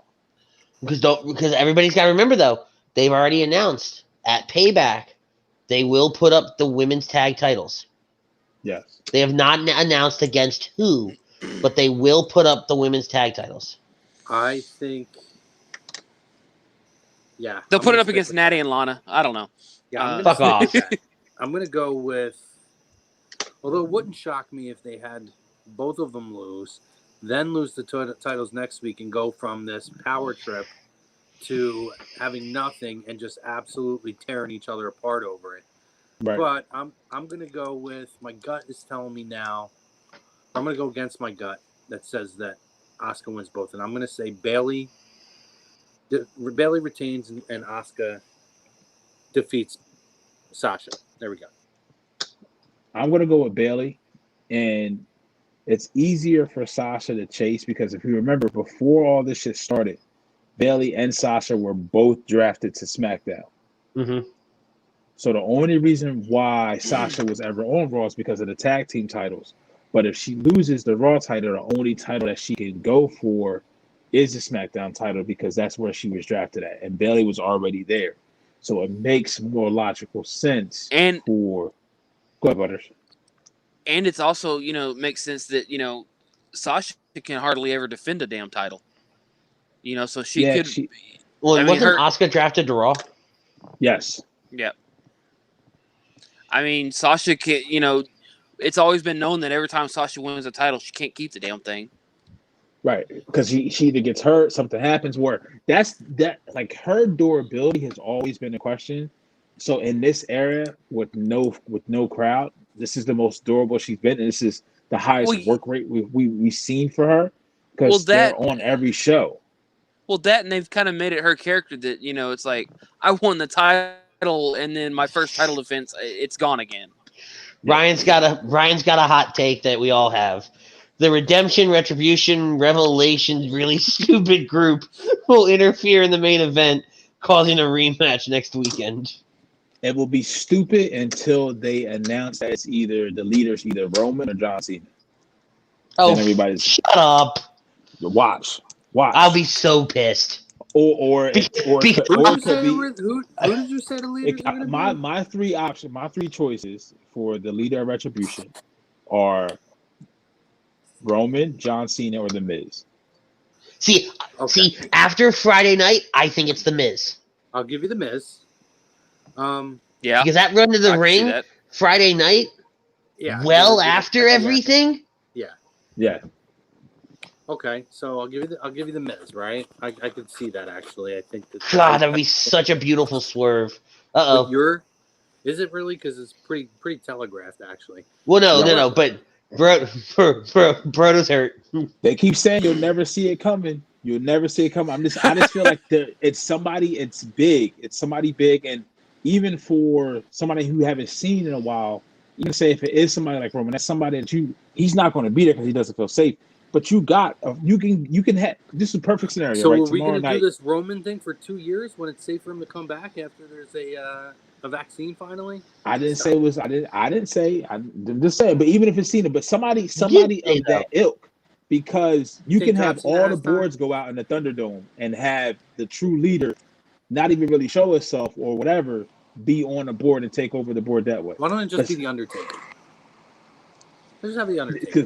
You just want to see Andy mark out one more time? Let's have Ric Flair come out of retirement again. Could you imagine, though, if during one of the championship matches, all the boards go out and are replaced with members of Retribution? That's what I'm saying.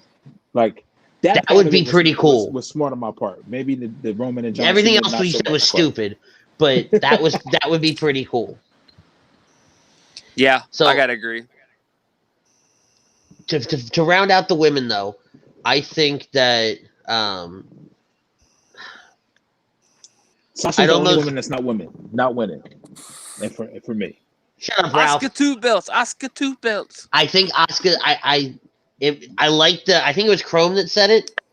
I like the idea of them losing both titles and then next week losing the women's titles, and now we're just in that True Blood feud that we've been talking about for a while. If it's Undertaker, I'll drive my car through my living room. Only if you tape it. What was The Rock's last in-ring performance for WWE? The squash at WrestleMania where he beat Roman. Oh God, it can't be The Rock. But that's what I'm saying. Like somebody like that. What would you have Retribution on? What? Samoa Joe. I mean, he's just sitting there at the announcer's table. I mean, dude, if it was Joe, Dad, I need you to charge him. I mean, you could literally. he's sitting there at the announce table. He's really just calling the matches, and who's to say nobody's really seen him? He could be, texting behind there going, "Retribution, get your ass out here and do something." Well, because think about it. They haven't attacked Raw, the Raw announcers. No, but they haven't attacked. They attacked SmackDown, right? Yeah. They've only been attacking SmackDown. That's it. So riddle me this: why does it? And I just thought of this. Why does it have to be a wrestler? Why can't it be just a mouthpiece? And then if you just have a mouthpiece, this can be, if they do it right, this can be on some old NWO shit where you just have random people swerving and joining. Just constantly building numbers. What if it was somebody like Corey Graves? That's the actual leader as the mouthpiece. But then you just that's where you can have your Dijakovic come in. That's where you can have your henchmen come in, but they don't have to be the true face. I'm in for that. I like that. I like that idea. Yeah, I gotta agree. You already pushed it left already as it is. He's already said some controversial things. He doesn't agree with everything, and he can talk. He really can. He can. Yeah, absolutely. All right, let's do it. Drew McIntyre versus Randy Orton for the WWE Championship. This is a hard one, but I've got to go with my boy Drew. I kind of really want them to keep going with Drew, have new feuds, build up more people. Don't go with Randy. Don't go with something so obvious.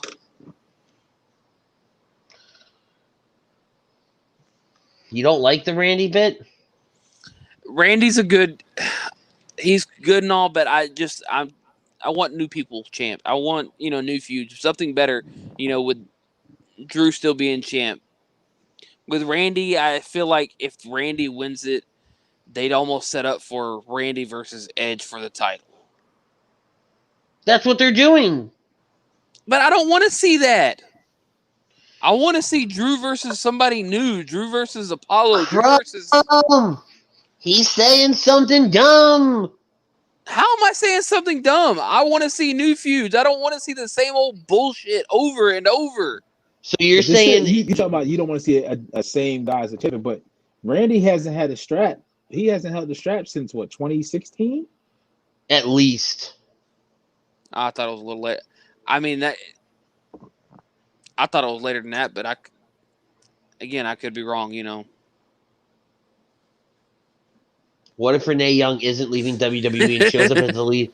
Holy shit. Wow. That would... all right. Nope. I like that too. Although Prism, I don't... Prism goes, I came up with the most offensive wrestling match the other day. It'd make Vince Russo proud. Oh, Lord. I don't want to know. Oh, dear God. But I think Randy winning the title, and we've talked about it a few times on our show, Lazy Booking, everything like that. I think I'm kind of sold on the idea of Randy winning. And I think Randy can carry this to WrestleMania, and it makes sense to do Randy Edge. Right? Like Crows talked about it at length. I know we've talked about it on all the platforms. We've talked about it privately too. Right? It just makes more sense. Drew wins, Otis comes out and cashes in. Yes! No. Yes! He can't. He can't.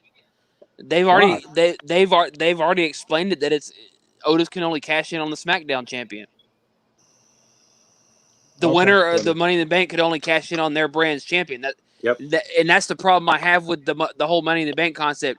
If you're gonna have both rosters fight for one briefcase, they should be able to cash in on whoever the hell they want. I agree. That's how it used to be. It is, and then they had the split ones, and now all of a sudden they're back to being the single. But since you're on Raw, you can only cash in on your no, because that could be the good swerve to have Otis cash in on Drew just for shits and giggles. Right now, who was standing tall Monday night? It went off of Orton giving Drew Orton RKO. Orton dropped him with the RKO. All right, so even though I may not agree with it, I think Drew's going to go over. Chrome. Nope, staying tried and true. Age of Orton rises again. Randy Orton wins. Yep. All right, boys. The last match, which I think this one does end up closing out the show, just because it's in true Fiend fashion.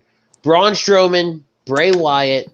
This is saying it's a Falls Count Anywhere match for the Universal No. Championship. Yeah, they announced that this morning on the Return of Talking Smack. They announced that. Okay. See, I have not had a chance to catch up on that. And it is officially Braun versus Bray or Braun versus the Fiend? Braun being- versus the Fiend. They're coming full circle with the with the trifecta here. Well, and after Friday night, right? He threw creepy Mr. Rogers off which that spot sucked. Yes. The ending of that sucked. I literally watched that, and I don't remember who said it, but I wanted to smack him because he threw him off the dock, but he's like, oh, he threw him through that tunnel. I'm like, that's not a damn tunnel. It's a dock. Get it right. Shit. Not even that, right? You threw him, and he's just laying there. There's no blood. There's he didn't get right. If you're gonna throw somebody, I'd have to imagine, and they landed like that, there's gonna be some kind of cut on this person. Impact laying in some type of awkward position. It would have been better. And then we just deadlift him on the stretcher. Yeah, What?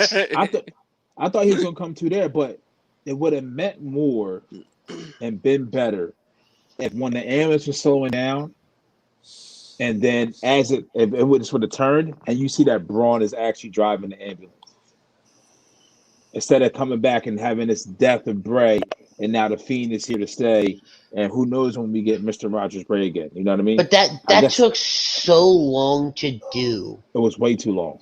And you have Adam Pearce, and I love Adam Pearce yelling, at the ambulance to go away and drive, and then what are you doing? Why are you coming back? Right? And you can very clearly see the ambulance is filling up with smoke. Yes. And then the light changed, the red light. And then that's when he reacts. But the ambulance should have turned a corner, and that's when you saw red smoke coming through, and the Fiend just turn a corner. So that would have been better to me. So does the red light coming on in the ambulance, does this mean we're getting the red light back in the match? Fuck you. I hope not. I mean, I'm just saying the red light's back. That was instinctive. I apologize. You're perfectly fine, but I'm just saying the red light, we haven't seen the red light in a while, and I mean, we see it in the ambulance. Could we see it in a Falls Count Anywhere match? At least at some point. At some point. It don't have to be in the ring. No, but I think we see Alexa. Oh, that 100%. I'm cool with that. Especially after the Nikki bit, the Nikki Cross, the weird little memorial interview style that they did for. But if we see Alexa at that same point, do we see Nikki try to knock some sense into Alexa? No, I don't think you see Nikki get involved. There was an article that came out that said Alexa is super not into. I don't know what the word they used was, but she, because of her love for horror movies, she's been perfect for this storyline and has inserted herself in it, and passionate has really the right word. Yeah, there you go. Very, very passionate. She's putting everything into this storyline to make this work. Invested would be another good word you can use. There's a very good word. I want to say they used integral, but I don't think so. Well, integral is involved. Part of it. Yeah. An integral part is a very key component of it. Yeah, but I don't think that was the word they used. She has been. She's become one. But they used a certain word. I don't remember it now. Are they saying, was that article written in the context she's been a very integral part, very involved behind the scenes as far as the direction and giving her input as to where the direction of her No, in more of the storytelling aspect of what they've wanted. The article isn't sure how much she's been in the writing portion of it, but through her selling of the story of what they've given her, she's helped that story along. Brian Cabrera is a very lucky man. That's all we'll say. Amen. But I've got the Fiend winning here. I got Braun winning this. I mean, the whole monster, Yeah, this whole monster bit coming back. I See, feel it's like weird. like I feel like this is the way to take on the Fiend, the monster among men, Yes. truly being able to come back, and this is who takes on the Fiend, not just some jacked up Goldberg 1, 2, 3 done. We're talking about an actual monster taking on a monster head on. Right. And before this, when you have Braun as the face, Fiend as the heel, I would say Fiend. But now you're seeing Braun become that unhinged monster who's just crazy. I mean, he looks crazy. He looks like what I'm thinking the movie. There's a 1990s horror movie where I'm the dude out. got the Shocker. Remember the Shocker? Remember the Shocker, the movie? Mm-hmm. Like that type of dude. Inmate who was on death row, got electric chair and didn't die, went on a killing spree.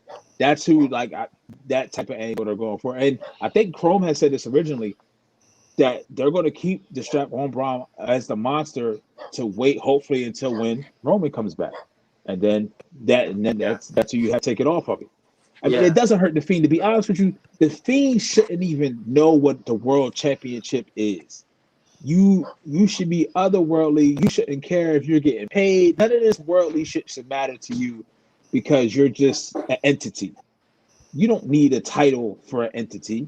You know what I mean? You just need to pick your battles who you want to fight and go from there. Yeah, see, the whole thing about the character, I mean, I'm not opposed to it if he wins. I don't think he needs it. Like Keith Lee, he doesn't need the title. I don't think that he needs it here. Full circle. Damn. He's on a different plane right now. And to kind of piggyback on what Pete was saying, and I do think this transition of Braun is what's saving face for him to retain the title here. The Fiend should be terrorizing people for a multitude of reasons, not having people chase him.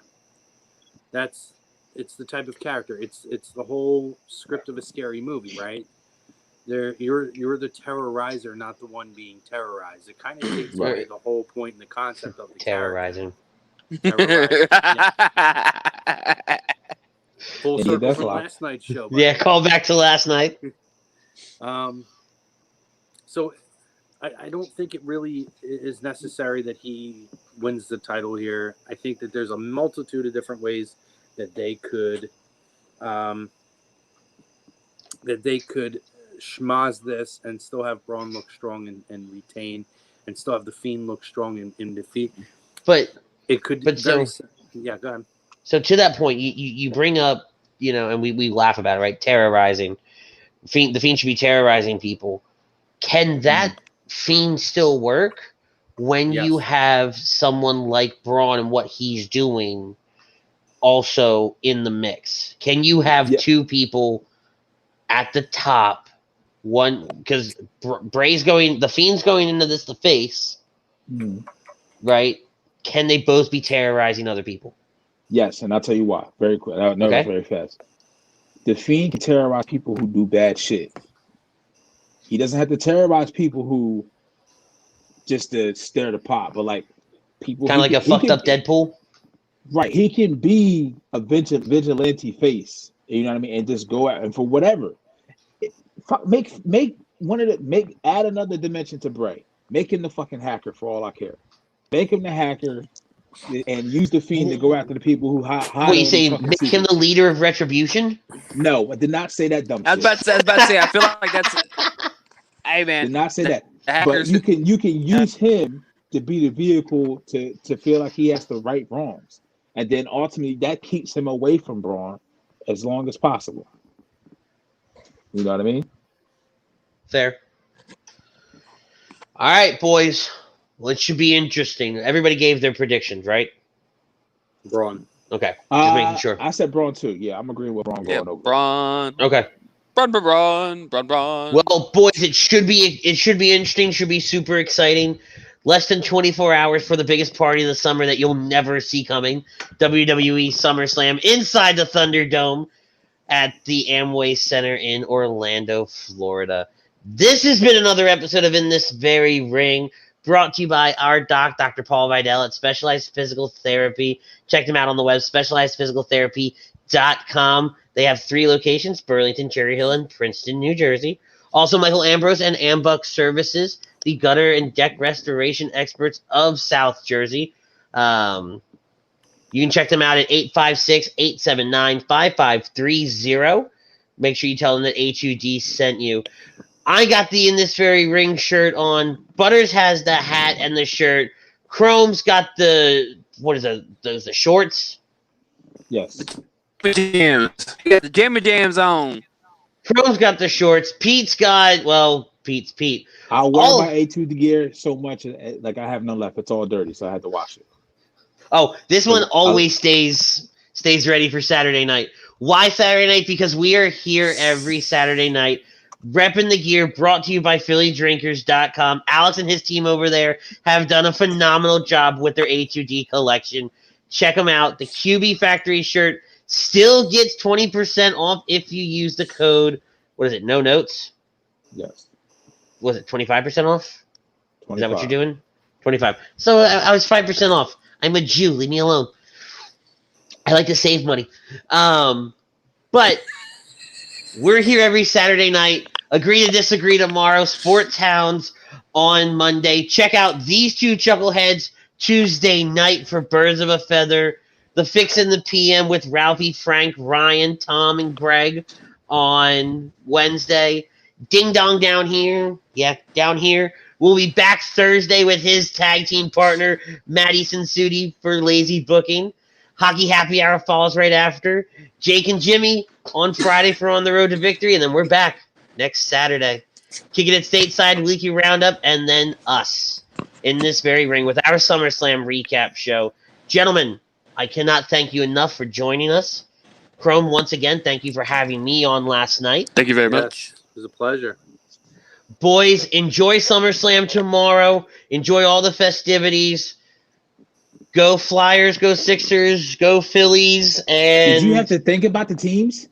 No, I had to think if I wanted to. I had to think if I really wanted to go there because of how bad it's been for Well, 2/3 of that Flyers. list.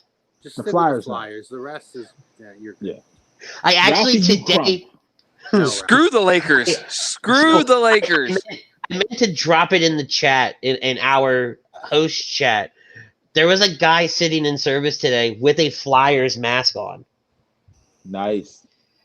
Best logo in sports. Best logo Yeah, in so sports. I went up to him. I was like, "Hey, nice mask." And we talked for a little bit. He's actually from the Philadelphia area, so that was pretty cool to find out here. But gentlemen, we're out. Hope you guys enjoyed our show. Enjoy SummerSlam tomorrow. And we will see you all next week right here on In This Very Ring. FWO for life. Life.